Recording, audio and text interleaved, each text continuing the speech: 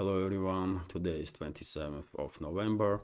Now it's 10 o'clock in the morning Moscow time. I'm Levan Gudadze and this is my first update for the day in which I will share all the main news that are making headlines in Russian media outlets and Russian language pages on different internet platforms. And there are quite a few very significant developments and news that I'd like to share with you for this moment. Although before I start, let me thank all of you, dear friends, for your attention and support. Without you, of course, my yesterday's update would not be able to reach wider audience, and I'm truly grateful for that. Let me show you what we managed to do.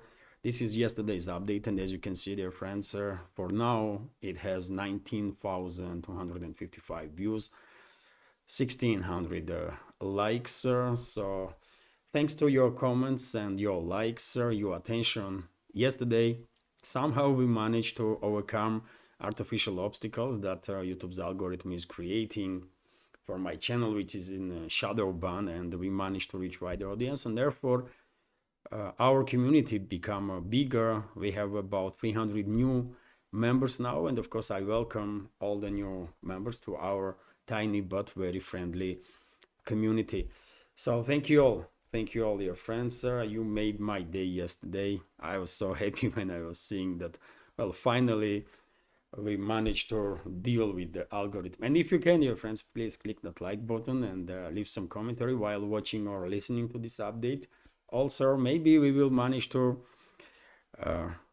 achieve such a result today also and overcome algorithm. It is clearly a possibility. Thank you very much. Now let's talk about news, and well, first of all, RT's report that Moscow is preparing a response to Kiev's ATACMS attack. This is reported based on MOD's statement, Ministry of Defense's statement. Yesterday in the first update, I reported about third long-range missile strike that formerly Kiev regime, in reality NATO member states, conducted deep into Russian territory. Direction of that attack was Kursk region, one of their airfields in the Kursk region. And even though for yesterday morning, while I was reporting video, Defense Ministry only shared with us, with public, short information that Russian air defense systems intercepted number of ballistic missiles. Later on, late afternoon, Russian Defense Ministry shared additional information that 8 ATACMS missiles were launched towards Russian Kursk region, towards the airfield. 7 missiles were intercepted from these 8, and the Russian Defense Ministry is now stating that there will be a response for that attack. Let's go through this news for some more details. So Russia is preparing a response to Ukrainian ATACMS attacks on the Kursk region, the Russian Defense Ministry announced on Tuesday. Last week, US President Joe Biden authorized Kiev to use US-supplied long-range missiles against targets deep inside the Russian internationally recognized borders. In an official statement on Telegram, the Russian Defense Ministry reported that over the past 3 days, Ukraine's forces has conducted 2 long-range strikes on the Kursk region using Western weaponry, and of course, you remember, dear friends, that there was another strike, long-range strike, on the Bryansk region with Storm Shadow missiles. So twice ATACMS missiles were used, and once Storm Shadow missiles. On November 23rd, Kiev reportedly fired 5 long-range ATACMS missiles at village of Lotarovka, some 37 kilometers northwest of the city of Kursk, targeting the position of an S-400 air defense division air defense system. The strike resulted in 3 casualties and damaged the radar of this air defense system. Defense Ministry reported. Additionally, on November 25th, Kiev launched another 8 ATACMS at the Kursk Vostochny airfield located near the village of Halina. 7 of their missiles were shot down using S-400 missile defense systems and their Panzer air defense missiles. and the gun system. However, one of the missiles managed to reach its target. As a result, 2 servicemen were injured while facilities were slightly damaged, according to the report. The ministry noted that inspections of the target areas have reliably confirmed that the Kiev's forces had used the US-supplied ATACMS missiles to carry out the attack. The ministry also published several photos of what are purported several photos of the remnants of the US made missiles, and right now you can see fragment on your screen of that ATACMS missile.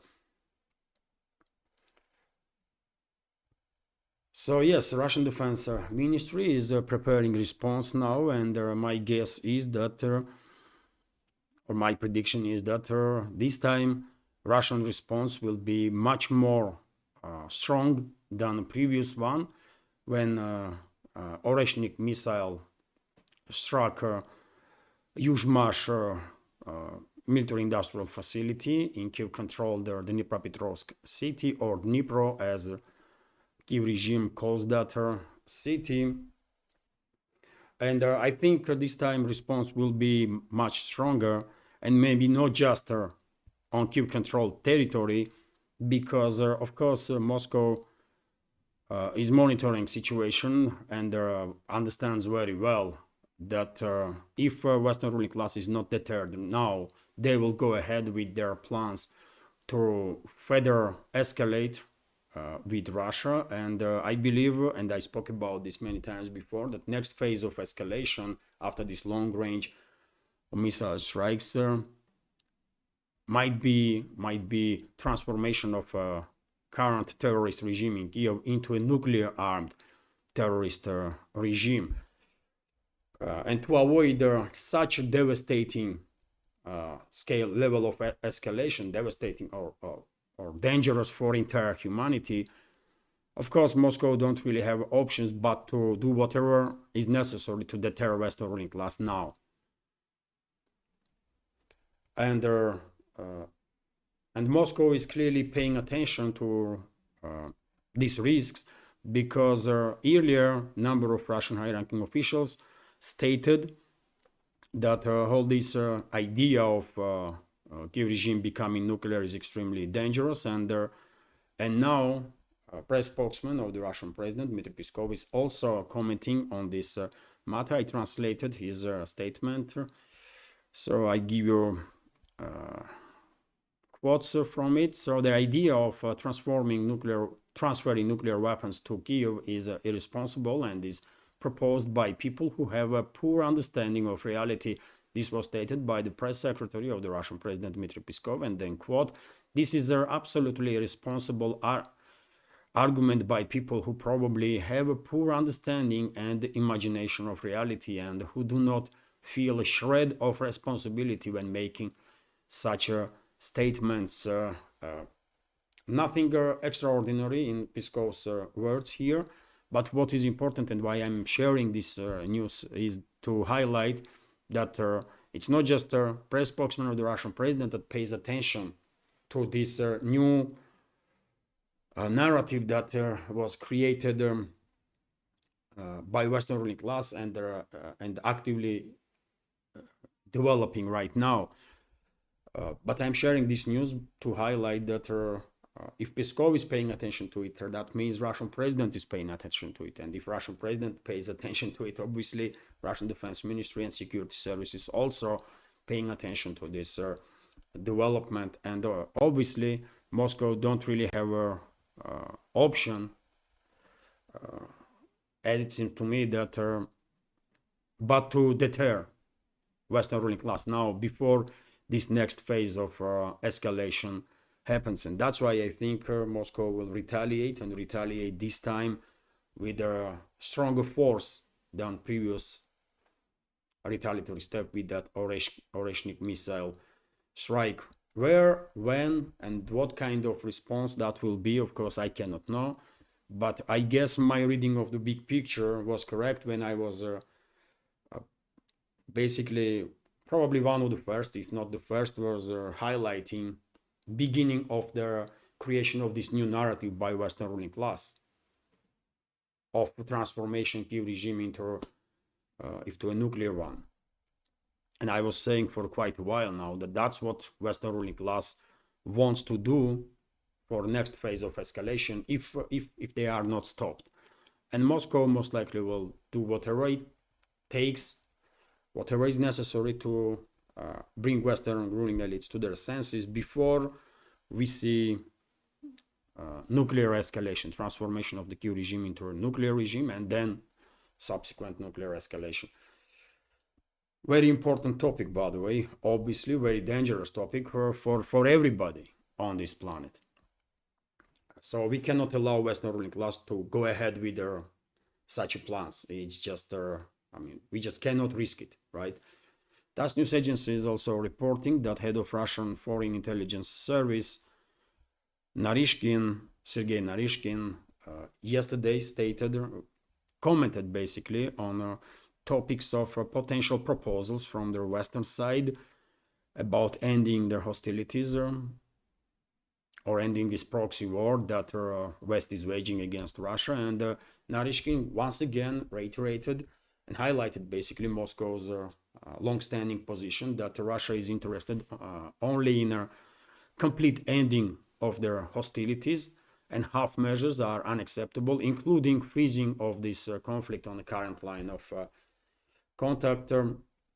Quite an understandable approach from Russian side, in my opinion, because of course, if conflict will freeze, we all understand that Western ruling class will use this opportunity, this time, to rearm, reorganize Kiev regime, and then to provoke a second round of this proxy war against Russia. And we are not interested in that. We want this conflict to end on the basis that will guarantee sustained peace. And that's exactly what Narishkin is saying. Also, dear friends, RIA Novosti is reporting that Russian air defense systems during the nighttime and early hours this morning intercepted 22 drones that was launched by Kiev regime, obviously with assistance of number of Western states, NATO member states. At this point, there is no reports about any casualties on the ground or more or less significant damage as a result of yet another attempt of Kiev regime to strike deep into Russian territory. If any update on this topic, of course, I will share additional information on my Telegram channel, on my page on Twitter X, and in the next updates.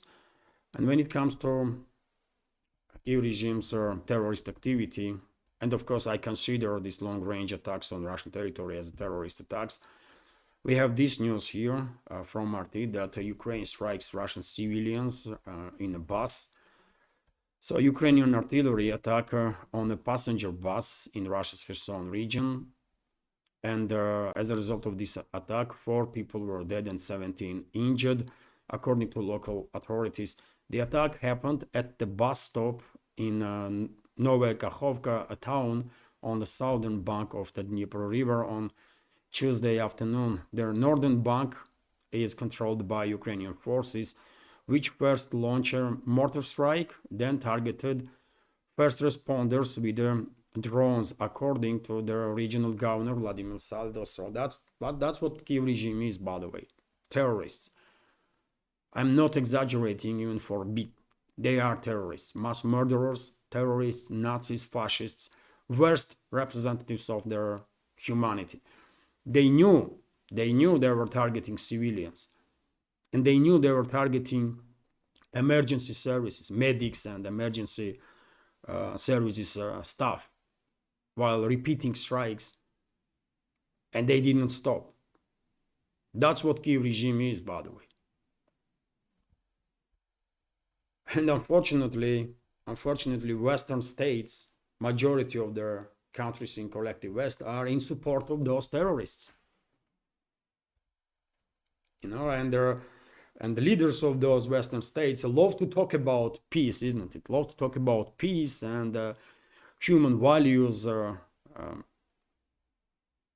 protecting lives and so on, while they are in support of terrorists. And this information is only confirming what I just said. because yesterday Kiev regime, that terrorist regime, 8 times targeted Energodar city, by the way, where Zaporozhye nuclear plant is located.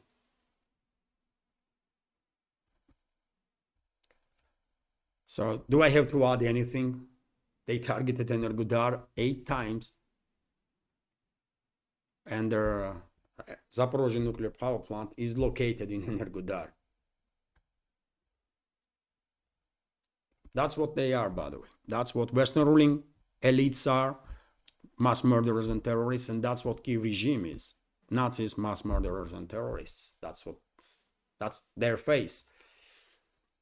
RT is also reporting that US and UK are were directly involved in a Nord Stream sabotage, according to Russia's spy chief. Yet another information that confirms terrorist nature of the Western regimes and the Western leadership. The US and the British intelligence services were involved in a sabotage. Well, Russian spy chief is using quite soft language here, sabotage. It was a terrorist attack. It was a terrorist attack, by the way. Right? So the US and British intelligence services were involved in a sabotage of Nord Stream 1 and 2 pipelines. The head of Russia's Foreign Intelligence Service, Sergei Narishkin, has said the key energy connector built to deliver Russian gas to Germany and the rest of the Western Europe was ruptured by explosions at the bottom of the Baltic Sea in September 2022. It has long been known that the West uses international terrorism as a tool to achieve its geopolitical goals. However, the Western intelligence agencies themselves also do not hesitate to resort to terrorist methods in fighting their opponents. Narishkin told the heads of the security agencies and intelligence services from the former Soviet republics on Tuesday.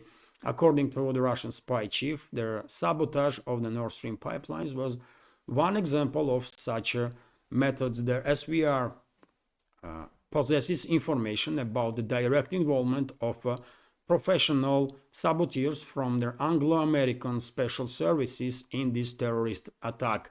Yeah, he used the word terrorist attack also, because it was terrorist attack, obviously.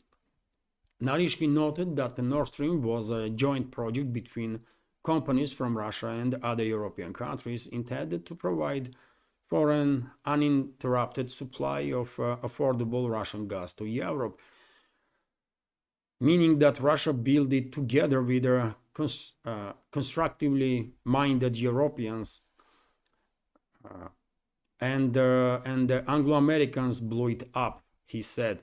The SVR head insisted that destroying the Nord Stream was an obsession not only for democratic but also of the Republican administration in the US, which is also correct, by the way.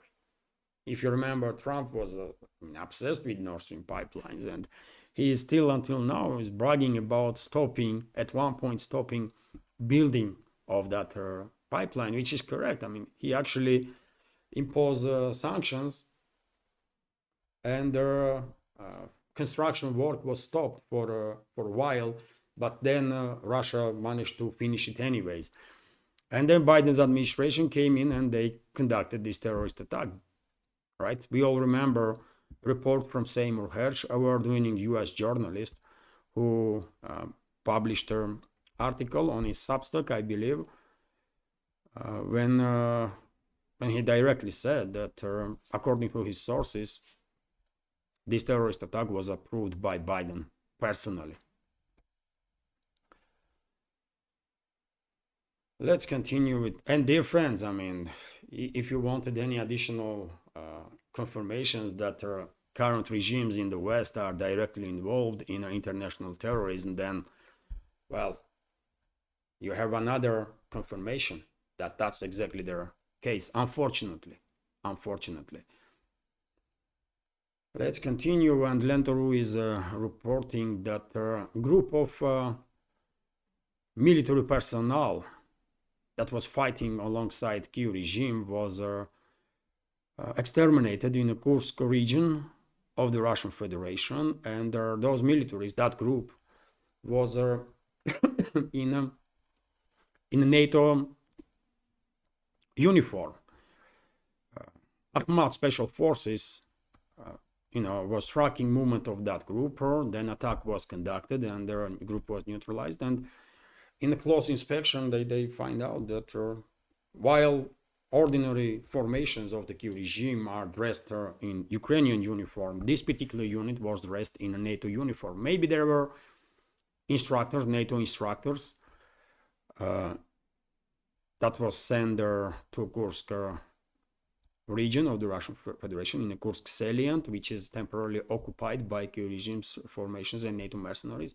Maybe this group was, yet again, NATO instructors or maybe mercenaries that was trained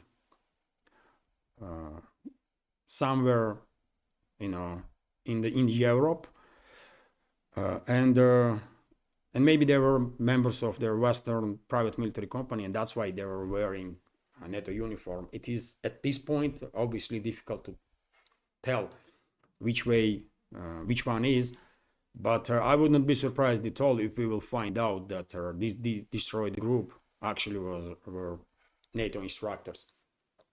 Because if you remember, yesterday I reported about strike it was Kharkov region, isn't it?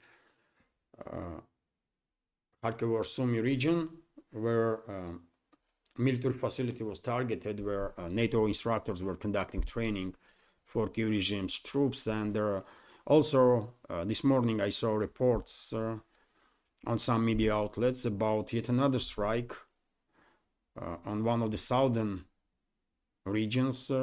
That was, if I remember correctly, I read so much news, by the way, sometimes it's easy to get confused, but a report was about yet another long-range strike on a point of concentration of Kiev regime's forces, where foreign militaries were training Kiev regime's troops. So at this point, casualty numbers on part of NATO troops are over, I don't know how many, but definitely in hundreds, maybe even thousands.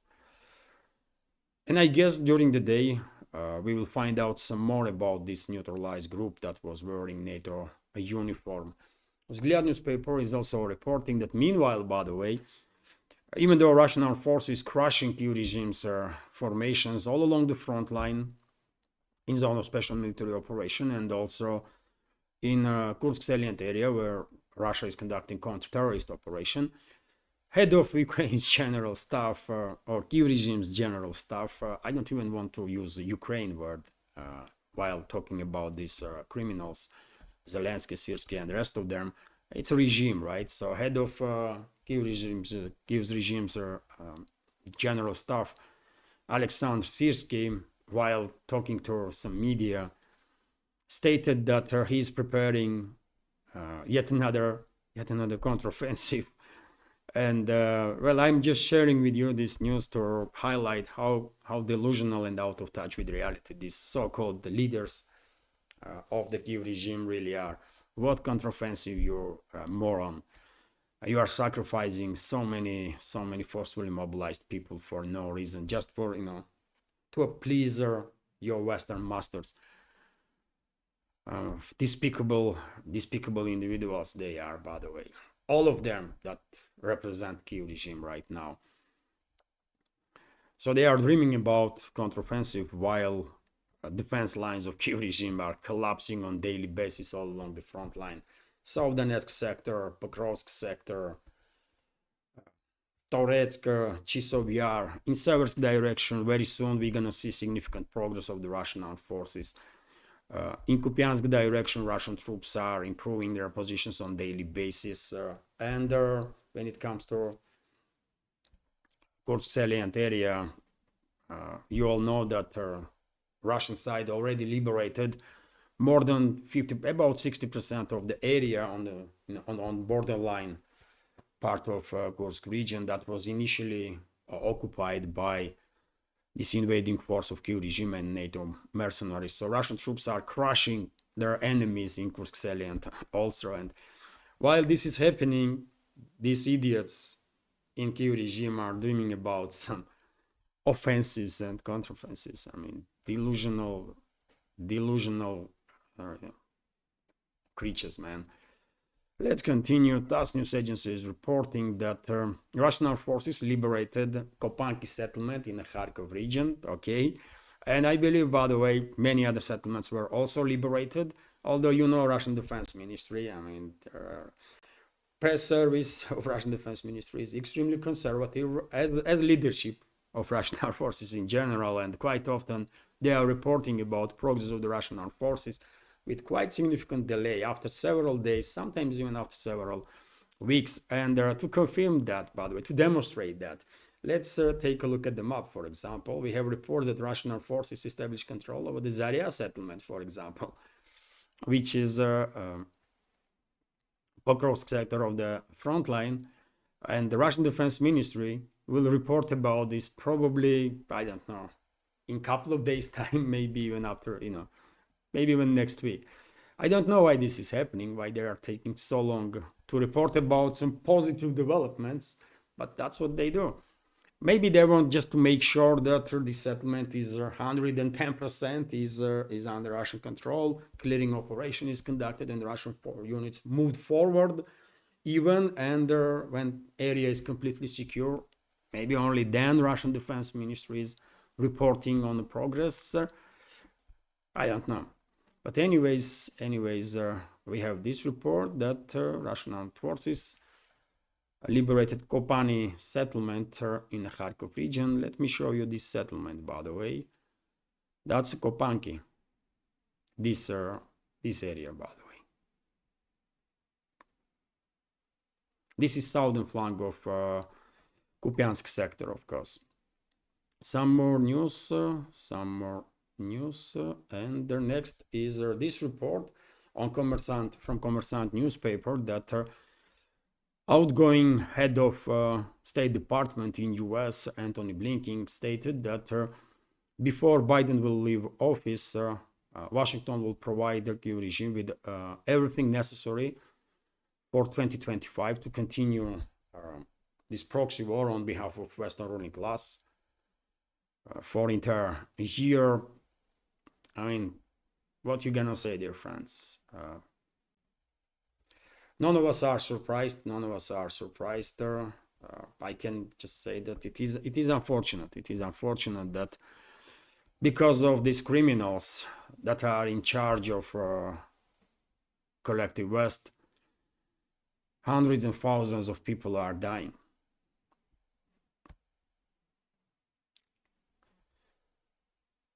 And this information as a continuation that US is finalizing basically allocation of additional funds for the Kiev regime. And this time Washington with its G7 allies wants to finance Kiev regime with profits. With profits from Russian frozen assets. So basically they're gonna steal Russian assets and transfer it formally to Kiev regime, in reality to their military industrial complex, to purchase some more weapons. And here, friends, I also see some reports that Biden, before he will leave office, is planning to ask Congress for another 25 or 26 billion US dollars for Kiev regime. I mean, they just allocated recently 50 billion. They want to allocate another 50 billion under guarantees from Russian frozen assets. So they're gonna basically steal Russian assets as a guarantees that they will receive back this money. And on top of that, Biden, according to reports that I see this morning, wants to ask Congress for another 26 billion for Kiev regime. I mean, I don't know, man. What the hell is wrong with these people, man? And he might be able to, achieve that improvement, because U.S.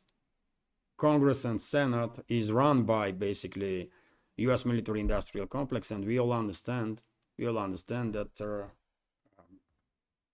those people that are owners of their companies in U.S. military industrial complex made tens and hundreds of billions of dollars at this point. while pushing their puppets in US government and worldwide to pouring more money and weapons into this conflict, this proxy war against Russia that they are waging on the Western ruling class. Sglad newspaper is reporting that Austria is proposing to host to be a venue for peace talks on topic of Ukraine. This was stated by Chancellor of Austria, Karl Nehammer. He proposed this idea while speaking to Donald Trump, president-elect in US, and Austria is no longer a neutral country, isn't it? As Switzerland is no longer a neutral country. They're not seen in this world as a neutral one. So therefore, I don't think Moscow will be interested in this proposal. No. United Arab Emirates, Saudi Arabia, Brazil, why not? There are many other countries, India, by the way. They can host. When it comes to it, they can definitely host. And some others, by the way, they can host peace talks. But not Austria, by the way, not Switzerland, because they are part of this extremely hostile group. They are led by people that are extremely hostile towards Russia. So why would Moscow even consider such proposal? I don't know. Anyways, let's continue. And before I share some more news, dear friends, let me notice that this media project is completely subscriber funded. And if you like my work, if you like my channels, please consider. And if you want to see further development of this project, transformation into media company, for example, please consider to support my work and this project with small donations through PayPal or Boosty platforms, or by subscribing to my Patreon page or on page on Boosty, where I have additional bonus content or extra content on regular basis, news updates and more. All the links are on this video in description box and in the pinned comment. And right now on your screen you can see yesterday's second news update that I publish on Patreon and Boosty pages. And these second updates usually, not always, but usually are in walk and talk type of videos, because many members of our community like this style. I call it Alex Cristoforo style of video, because definitely he made this style very popular among political commentators. And Alex Cristoforo is, of course, a host of Duran show, by the way. You all are familiar with him, obviously. Great leader in alternative media, together with Alexander Mercouris, another host of Duran show. And the inspiration, by the way, they are inspiration for many people to work in this field and to start working in this field. And I'm truly grateful for both of them for their work and for their support of community in alternative media. So all the links, as I said, dear friends, all the links are on this video in the description box and in the pinned comment. I really hope you will consider to join our communities on Patreon or Boosty, because of course it is okay, I talked too much. So let's continue with the news. All the links on this video in the description box and in the pinned comment. RT is reporting, by the way, that Israel-Hezbollah truce is in effect now. So ceasefire between Israel and Lebanon-based armed group Hezbollah, brought by the US and France, came into force at 4 a.m. local time on Wednesday. There were no immediate reports of violations. So yesterday I reported that this truce was in works and the preliminary agreement was even reached. Later on, media reported that cabinet of Netanyahu agreed on this truce, Even earlier, Hezbollah said that, well, they considered this proposal and they agree on it, and the decision was now on Israeli side, and now we have this truth.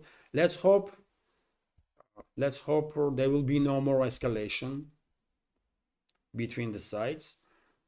I'm a bit skeptical on that, unfortunately, but at least we can have a hope that there will be no more hostilities between the two, and I hope truth will be achieved in Gaza and West Bank also, that are under constant pressure from the Israeli side. Lebanese armed forces are moving their troops into southern parts of Lebanon to basically take positions between Israeli forces and Hezbollah units. Also, dear friends, we have this report from Kommersant newspaper that presidential elections in Georgian parliament will take place on 14th of December. According to changes in Georgian constitution, and Georgia is of course former Soviet Republic in Southern Caucasus region. That's Georgia, by the way, and Tbilisi is of course capital. That's where I am from originally. I was born in Georgian Soviet Socialist Republic, and I was born in Hashuri, by the way, city in eastern Georgia. But my family was living in Tbilisi, so I was born there because my mom, for whatever reason, decided to go to see her mom while pregnant, and I was born there. But I was raised and I was living in Tbilisi. Wonderful. Oh, where is Tbilisi, man? Wonderful, wonderful city, of course. And if you are planning to travel to Georgia, you're gonna love it, by the way, for sure.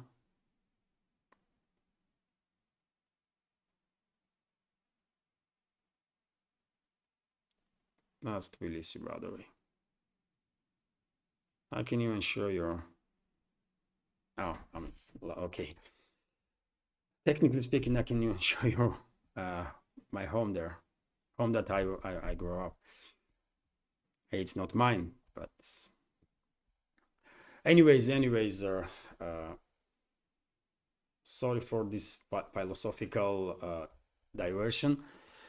But yes, presidential elections in Georgian parliament will take place on 14th of December. And according to changes in Georgian constitution, if previously president was elected in general elections, from now on, president will be elected by Georgia's parliament. And mandate of current Georgian president, Salome Zurabishvili, will expire on 16th of December. And if Western-controlled so-called opposition in Georgia will fail to destabilize country and conduct regime change, or to disrupt work of parliament, if they will fail, and hopefully they will fail, in that case, before end of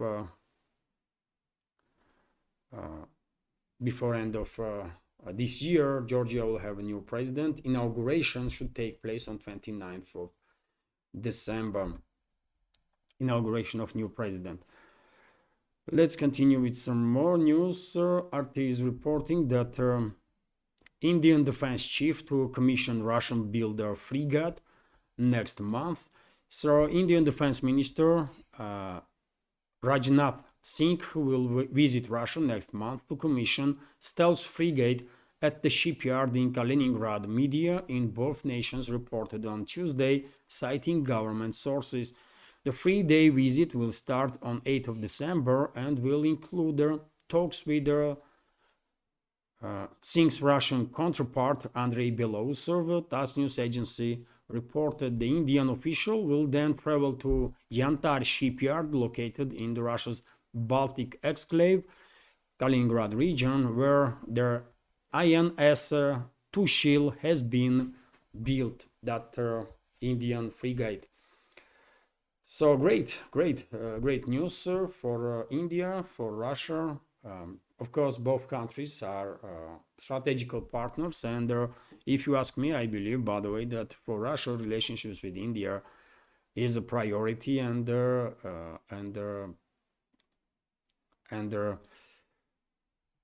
for both countries, strategic level of a partnership is a matter of strategical interests, forever strategical interests. Despite all the attempts of Western ruling class to disrupt these relationships, they are failing, and they're well done for that to Moscow and New Delhi, that they are maintaining this high level of cooperation. That will become even greater, I believe, because it is in national interest of both countries to be as close, as friendly to each other as possible. And one look on world's map will explain, if we don't go in details, even one look on world's map will explain why am I saying that. Although, of course, Russia is seeking good friendly relationships with all the countries in this world when it's possible. RT is reporting that UK soldiers injured in highway pile-up near Russian border. 12 British soldiers have been injured, 8 of them seriously, in a major traffic accident in Estonia over the weekend. Sky News has reported 3 of the troops who were airlifted back to United Kingdom remain hospitalized there. So what they lost in Estonia, those British troops? Why are they in Estonia? That's the main question I have.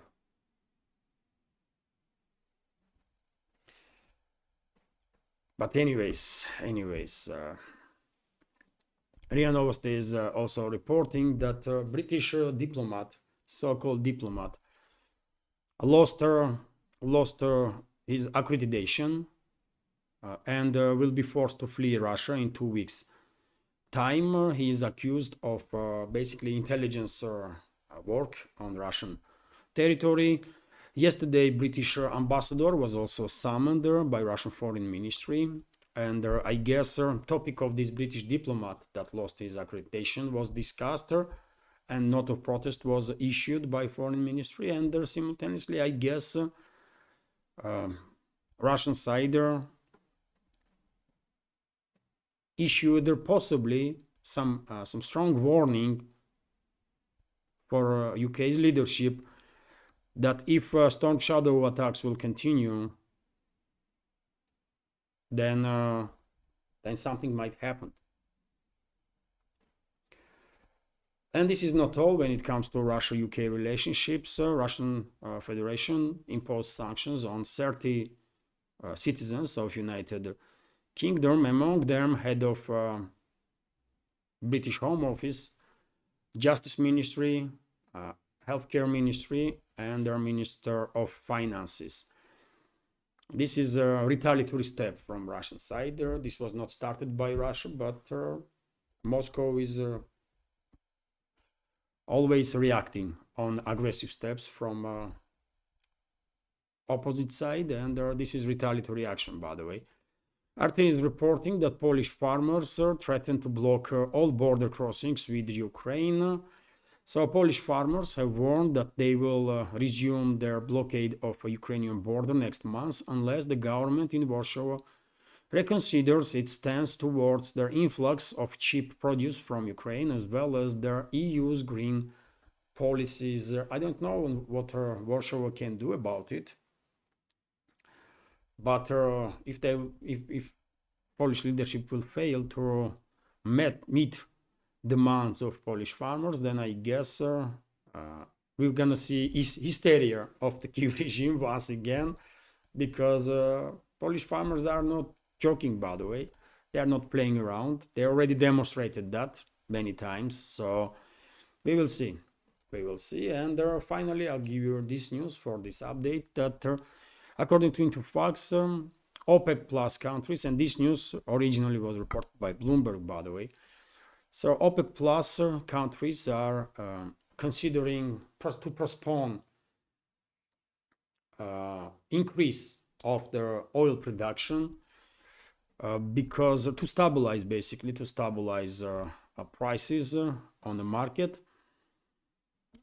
Quite understandable move, because world economy is definitely not in the best shape right now, and demand on oil is not as high as some experts were expecting some time ago, and therefore it definitely does make sense to postpone current regime of oil production and not to increase inflow for additional oil on the market, which will further destabilize prices.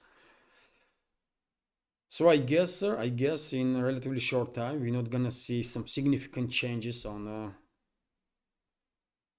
oil market. And this is it for now, which is good, by the way, because stability is always good for economy. I guess stability in progress.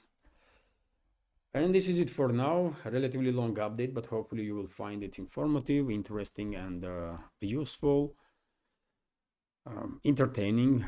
And if so, please click that like button and leave some commentary just about anything. We managed to deal with the algorithm yesterday, so maybe we will manage to do it again today. So likes and comments definitely are working, and views, of course. And so yes, if you can, please click that like button, leave some commentary just about anything, and share information about my channel with your friends in real life or on internet. And finally, if you like my work, if you like my channels and want to see, if you think this project basically deserves to exist in this field of news and political commentary, please consider to support with small donations through PayPal or Boosty, or by subscribing to my Patreon page or on Boosty. All the links on this video in the description box and in the pinned comment. This is it for now. Have a wonderful day and take care.